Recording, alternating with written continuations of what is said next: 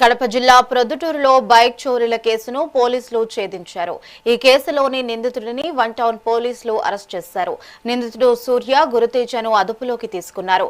అతడి వద్ద నుంచి 7 బైకులను స్వాధీనం చేసుకున్నారు. చోరీలకు పాల్పడితే కఠిన చర్యలు తప్పవని డీఎస్పీ విభూకృష్ణ హెచ్చరించారు.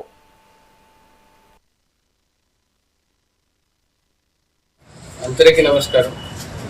రీసెంట్గా లాస్ట్ మంత్ మనకు జేస్తాడి సునీల్ కుమార్ అని ఒక కంప్లైంట్ వచ్చారు. వాళ్ళు బైక్ దొంగతనం అయిందని. అప్పుడు మేము ఆ కేసు తీసుకొని ఇన్వెస్టిగేట్ వర్కౌట్ చేసాము. ఇప్పుడు ఈరోజు మేము వర్కౌట్ చేసిన CCTV and other technological tools use చేసి ఇన్వెస్టిగేట్ చేయడంలో మనకు ఇది సూర్య గురుతేజ అని ఒక అతను దొరికాడు.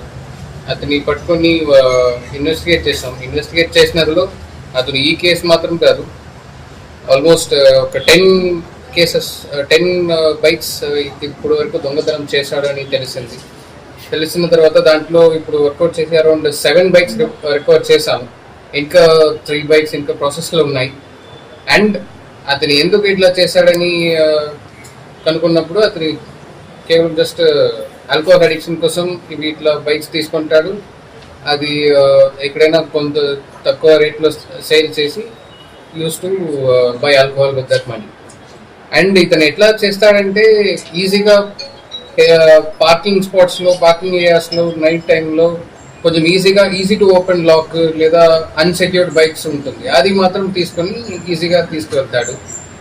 అండ్ అక్కడ ఎవరు రిసీవర్ ఉంటారో వాళ్ళ పైన వాళ్ళకు జస్ట్ ఈజీగా సేల్ చేసి డబ్బులు తీసుకొని ఆల్కహాల్ మంత్ తాగుతాడు.